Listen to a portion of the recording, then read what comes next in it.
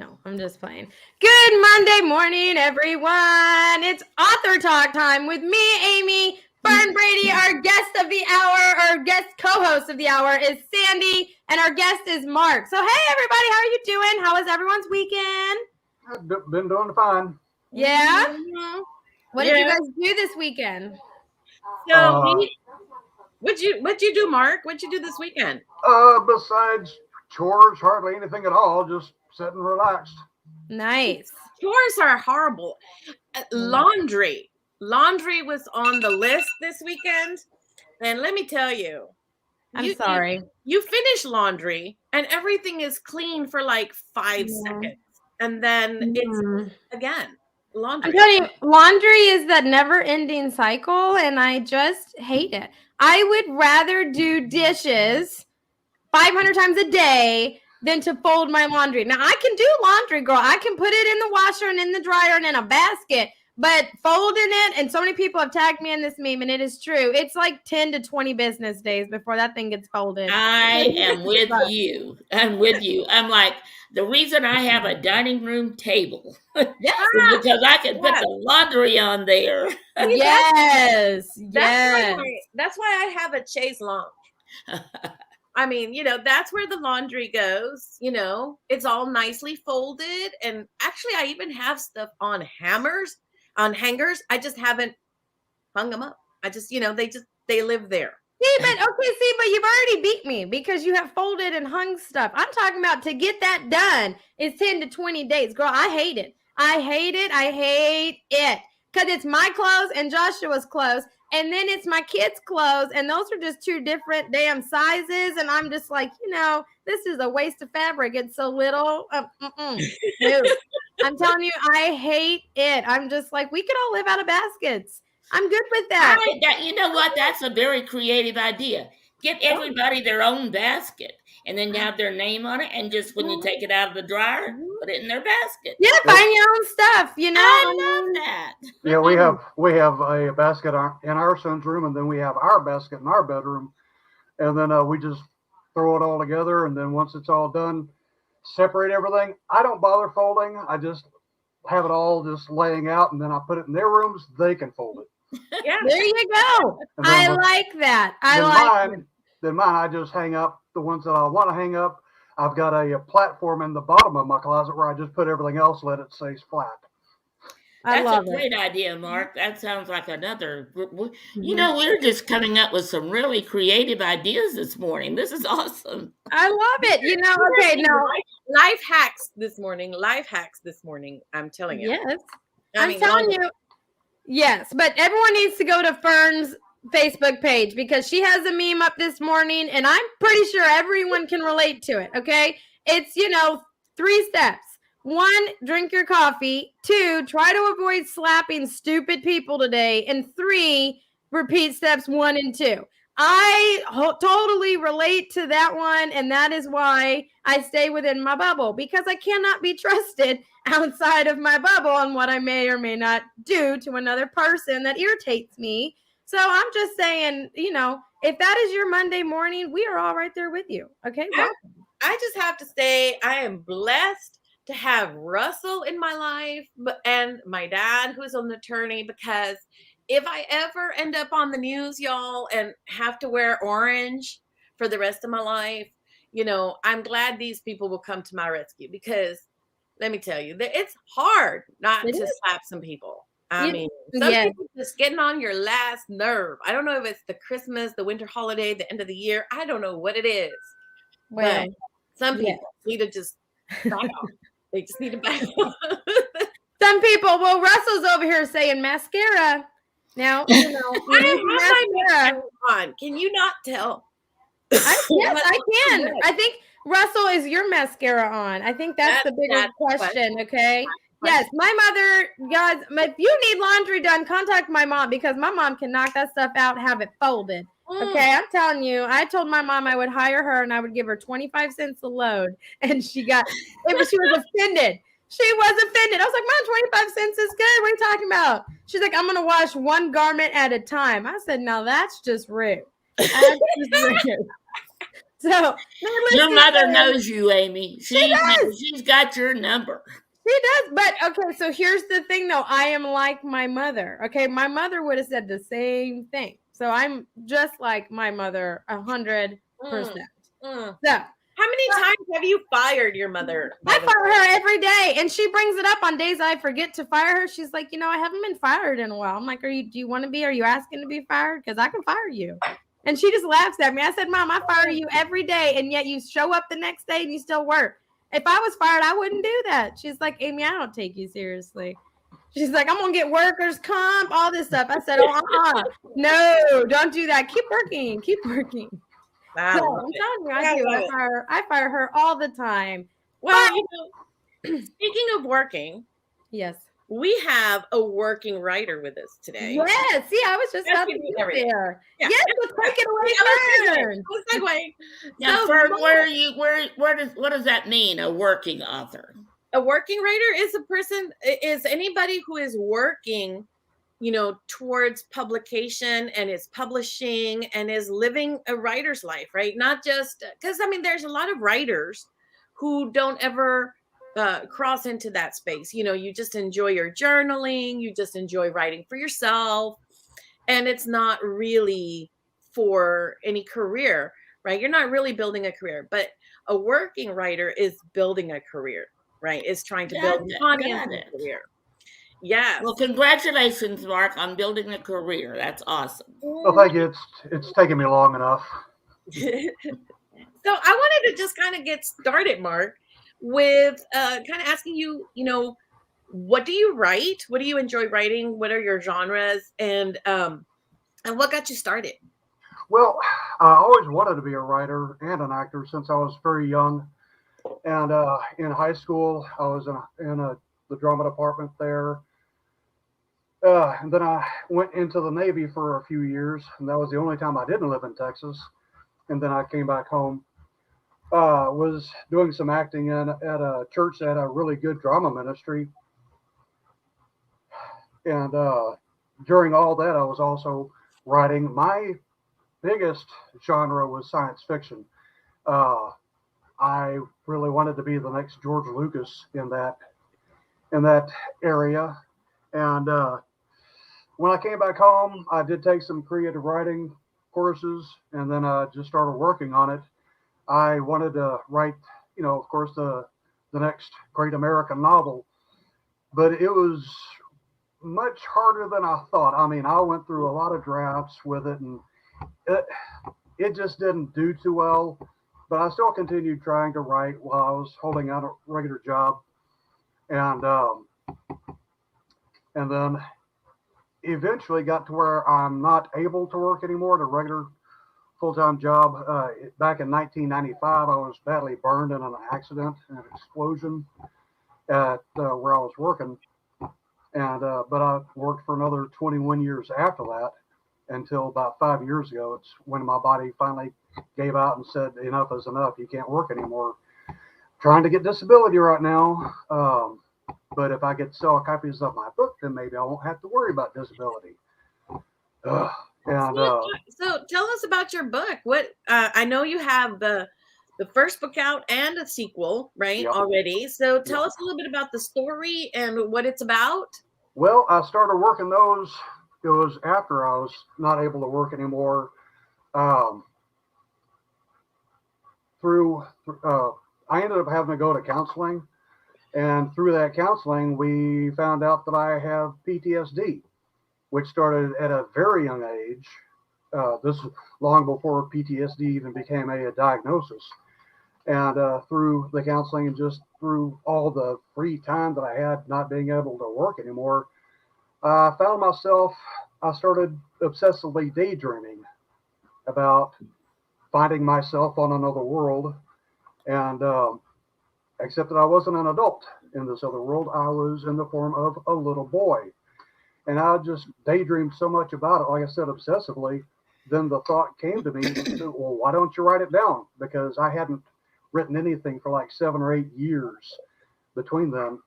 And so for the first time, it sounded like a good idea. And I was just writing it for myself. I wasn't interested in publishing it. I was just having fun with it. And then when I finished both of them on a whim, I decided to contact a few subsidy publishers because I know the mainstream publishers don't even bother looking at you.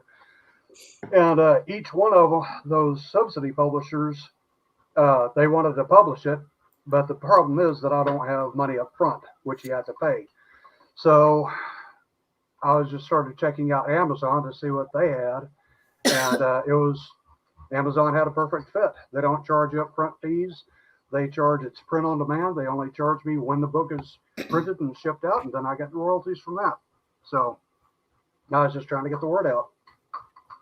Yeah, and that's a very good thing. You know, we always are warning authors about these hybrid or subsidy publishers. The reality is, a lot of times you're paying very big bucks, and you don't really get the product or the quality that they claim. You know, you really don't. It ends up being a waste of your money. You know, if a publisher is making more money selling services to an author than off of the sales of their books, they're not really a publisher, and you need to really be careful with those.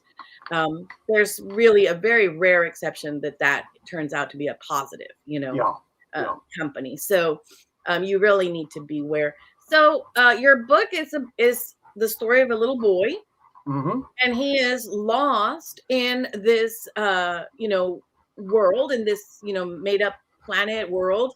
Yeah, this world, it's kind of like Middle Earth, but different in its own way. And he finds himself out in the middle of nowhere, all by himself, having to learn to survive in the wilderness of this world. And he actually gets taken under wing, or under paw, if you would, a very large panther-like creature. He's not actually a panther, but he just reminds you of a panther, and to help teach him to survive out in the wilderness. And he does come across a number of human characters on the journey also. Cool. So is this panther black or pink? I'm just asking. No, he's black. He's black. It never occurred to me to have him pink. Well, because of the Pink Panther. I mean, I just had to go there. I had to go. Love Peter Sellers. One of the coolest things, that I discovered, like in middle school, for some reason, the kids decided to bully me and call me the Pink Panther as a put down. And but then I discovered that actually the Pink Panther is like this large, flawless, priceless diamond. Yeah, I was gonna say that is a big compliment. I would have been like, yes, I am the Pink Panther. Yeah, right? Exactly. I totally rocked it after that. Yes, I'm telling you. Our son was born during our 10th anniversary, so of course, being a new daddy and all that, and everybody asking me, since he was born during our 10th anniversary that month, everybody was asking if he was a diamond in the rough. And I said, no, he is not a diamond in the rough. He is perfectly formed and shines with brilliance. Little did I know how true that was going to end up being. Yes. How old is your son? How old is your son now? He's 19 years old, just graduated high school. He's wanting to go to college, wanting to take a little bit of time off right now. Right now, he's trying to make a decision between two kind of careers. One, as maybe to start building computers, and the other would take him a little bit longer in college. But the other thing is to be a child psychologist, working with teenagers specifically, because he's been able to help a lot of his friends who are that same age. So God knows those teenagers need help. Oh, yeah, they do. Yeah, they do. It's a hard thing becoming a human. So did I when I was a teenager. It's not the easiest thing being the parent of a teenager either. So no, it's not. It's not. So this young boy, like more or less, how old is your protagonist, and what are some of the challenges he faces in this world with his Panther mentor? Well, first I was saying around between the ages of 8 and 10 years old, but I'm really sticking to more like around the age of 8. Kids are just absolutely adorable around that age, and the challenges is of course daily living, with hunting and not being hunted, and he's got this panther-like protector that helps him, not just helping him in hunting, but also being there as his protector as well.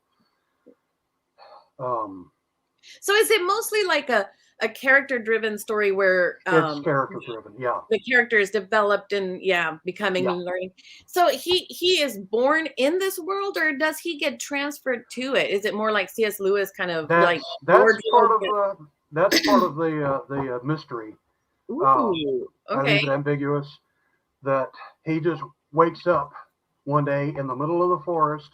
No memories how he got there. No memories about anything. It's like he was born there at that age with intelligence that he doesn't know where it came from. So like I said, these stories are really, it's me finding myself on this world in the form of a little boy, and just a string of adventures one after another. And it wasn't until about chapter 11 when I actually came across the plot. When he comes across some other characters, and then from there the plot came up. Like I said before that, I was just writing it for myself, not worried about, I was my own target audience, and just having fun with it. So go ahead. So when you decided, you're going to self-publish because you were looking at Amazon and stuff, who did you go with for your covers? I'd love to show the viewers your covers if we have them. Actually, I designed it myself. Oh, very nice. Yeah. Amy, do we have the covers to show for the books? Fern. What? Yes, we do. Well, it's usually Russell who's in charge of that. So well, I mean, yes, but and he's because Russell is not here. And we've switched to StreamYard. It still is me because Russell hasn't figured out how to share on StreamYard yet. Oh, I thought he had already taken over his former job again. No, he hasn't. Russell, wherever you are, you're slacking.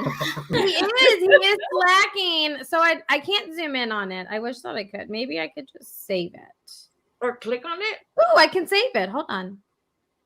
Ooh, look at there. Oh, it didn't open. I'm sorry. Hold on a minute. Technical difficulties. Please hold. All right. Now I have it open. I'm just playing. Okay, here we go. Boom. I'll zoom in. There we go. This is the first one. Yep. Very nice. So what did you use to create your cover? Because I know a lot of authors that maybe want to go with something that they would like to do. How did you put your cover together? 3D paint. Oh. So I can't. So there's a reason I stuck to writing, is because I can't draw worth a darn. My stick figures were sad looking when I was a kid.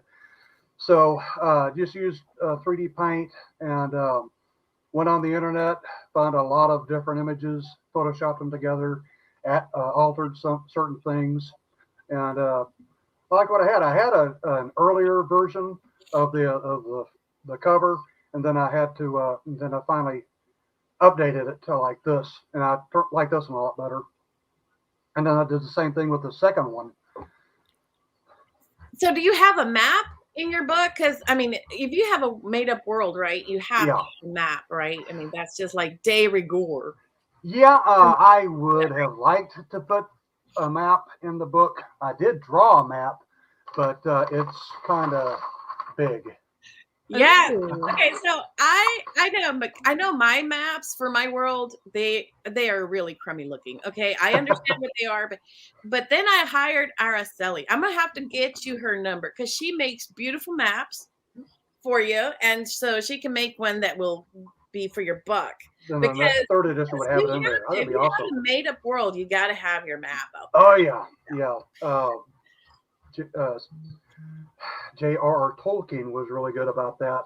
Yeah. I mean, it's like he set the standard, and very big standard. Yeah. Right. I mean, these books, I consider them like fantasy light. I would never say that mine is anywhere near like what Tolkien's is. I mean, I'm reading the Lord of the Rings right now, and I don't read a whole lot all at once. I like read the chapter from chapter to chapter and just savor it, you know. Mm-hmm. Nice. So talk to us a little bit about your world, like the world that this little boy just wakes up in. What are some of the cool features of this world? It's a ringed world, kind of like Saturn, and it does affect the weather. It affects how things appear at nighttime. The winters get really, really cold, and the summer's pretty hot. Yeah, and then there's the creatures that live in it. Like I said, the panther-like creature. There are what's called sky wolves, which appears in the second one, which are wolf-sized creatures, but they fly. They look like giant bats, and they can be a big headache, as well as a number of other things that just don't have names for. Yeah, I really don't think I would want a bat wolf anywhere near me, because that does not sound very friendly. For the cover of the second one, I have part of a sky wolf on there that's attacking. Wait, I have this one. Yeah. I was ahead of the game. I have this one. I was like, I got to zoom in and everything, and I got it. Okay. I like that we went right into it. I have it. That's the sky wolf. And I did take just a couple of images. One person who did a bat, and another person who drew a wolf, and I just photoshopped them together. So, it's a lot of fun making the covers. Mm-hmm. I like it. Very cool. So, as you're writing this series, right? You've got the first two out. How many are you foreseeing in your series? Is this kind of just open-ended and the adventures of this little boy? I mean, he's 8, so there's a lot of years that he can grow up in this world. It's open-ended. I have been working on the third story for a couple of years now. Let me tell you this. The first book took me within 30 days to write, and I've never done that before with any story that I've ever written. I know pulp fiction writers, that's what they do, and I was really hoping to be able to continue that trend. But the second story took me about 6 to 7 months to write. During that time, I ended up breaking my leg, which I had to recover from. And then this third story, I'm finding it really difficult to write it. It's, each story is different in their own way. I've got it most of the way written. I know how it ends. I've already written the ending. It's just I'm having trouble bridging the gap between the last chapter I wrote to the ending. So, and there's a lot that happens in the third one where not all of the mysteries have been revealed, but some of them have. The others stay a mystery. It just keeps that mystique. But a tragedy occurs in it, and I'm wondering, looking back, I don't know if it's going to be too graphic for it, if it should be considered, parental guidance being needed for somebody who reads this. But then a victory comes out after that, so it's all good. Like I said, I just have to find a way to bridge that gap, or just set my butt down at the keyboard and just start working on it. So, Mark, on the cover of book 2, what is that creature that's coming? It's flying. Is that a bat or some kind of? That's what's called a sky wolf. Sky wolf. Oh. I wanted to use air wolf, but that was already taken a long time ago by a TV series with a supersonic helicopter. Okay, because I saw that and I'm like, okay, that is a creature there. That's one of the monstrosities that live in this world. Very good. Okay, I like that. Looks pretty ferocious with those teeth. Yeah, I'm not sure I would want to. I'm not sure I would want to have that thing coming at me. I mean, no, I know I wouldn't. But if you have a panther as your mentor and friend, that might be okay. And But you have to read the book to find out what happens, right? Oh yeah, absolutely. Got to read the book. Absolutely. Well, this has been a fantastic conversation. And yet again, like every Monday, I have to be the bad guy and bring it to an end. But you guys, on Through the Eyes of Authors, we are not meeting this evening because currently Abundantly Social has the 12 Days of Page Turners going on, and tonight is day 6. So if you haven't had the opportunity to listen, we have 4 authors every night that talk about their book and the whole backstory behind their book and the specials that they are running on their book. Tonight, we're going to have Roger Leslie, Christine Jameson, Kevin Petway, and Karina with Bookish Promotions coming on tonight to talk about the specials that they're offering and to get an inside look in what all went into creating their books. If anyone knows Roger Leslie, you know that he has a ton of books. And so the conversation goes down rabbit holes, but we really get to know the authors and what all went into creating these books and research. Some of them took blacksmithing classes for their research of, their fantasy book. And some were asking police, if you were going to hide a dead body, where would you hide it? So the conversations go all over the place, and it has been so much fun. So tonight is day 6, so make sure that you don't miss out tonight at 7 p.m. on my page, Sandy's Facebook page, and my LinkedIn. And then if you were part of any other author community or a part of Author Talk, it is shared in here too, so you guys can check it out. But Mark, thank you so much for joining with us today. And third, yes, I wanted to throw out that I will be reading out loud my spooky Christmas story tomorrow night with an event that is being hosted by Brazos Bookstore in collaboration with the Houston Writers Guild and the Women in the Visual and Literary Arts Organization.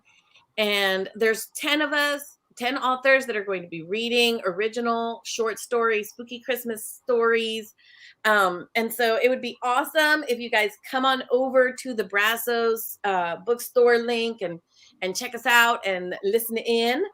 And you can buy our books. All of the authors that are going to be on here, you can buy our books via Brazos bookstore and, and support this small indie bookstore that's here in the Houston area. So if you get a chance to check us out tomorrow night, you have to go to the Brazos Bookstore website and sign up to get the Zoom link. Because we all know there's Zoom trolls. If you put a Zoom link live, people show up and they spam you. I wish that would happen to me. I feel like it would be just, I don't know, fun for me to have a troll kind of in there. And then, I have this power called, remove and block.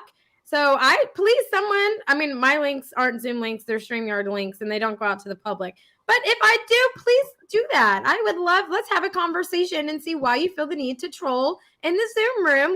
We'll have a heart-to-heart and a little powwow. So come on, do it. I beg you. Is that a challenge? You are challenging. Yes, I would love it. I would personally love it.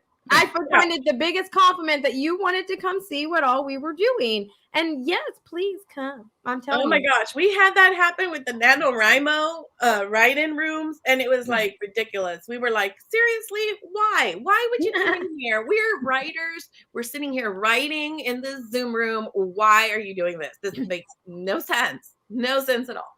That's insane. But Mark, I just want to say that I thank Russell for going on a cruise so I can be here today. So Russell, we miss you, but keep cruising. So I'm going to be here. We love you. But Mark, thank you so much for taking time out of your day to come and talk to us and to spread awareness about your books and you as a writer. Thank you very much. We love doing that. So thank you so much for coming on. I enjoyed being here. Yeah. So closing statements. I'm going to go to Sandy first and then to Fern.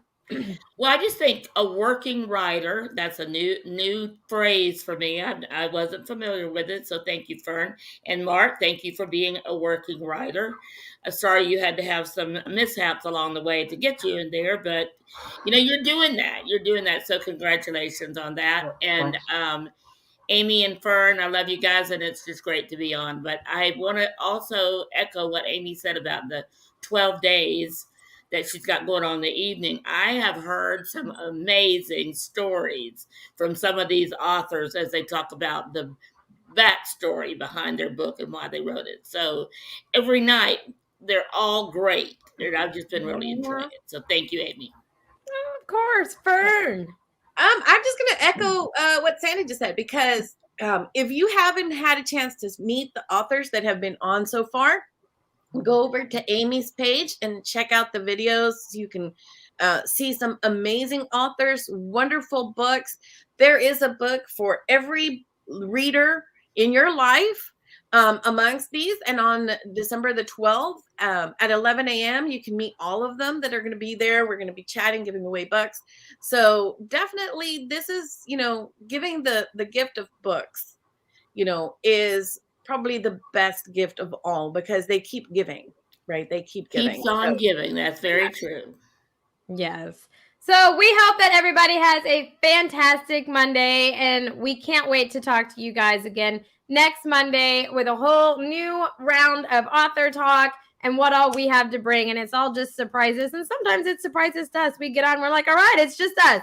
And we love doing that. And we love all of our listeners on all of our podcast stations and all of our viewers on our group. So we absolutely love it. And Mark, what a fantastic conversation. Keep writing. We cannot wait for your next book to come out, and let us know so we can have you back. Sure. My mom wrote me a letter. She said, I want you to keep writing. I said, okay, Ma. I love it. If your mom says it, then you got to do it. You got to listen to your mama. You got to listen. But everybody have a fantastic Monday, and we'll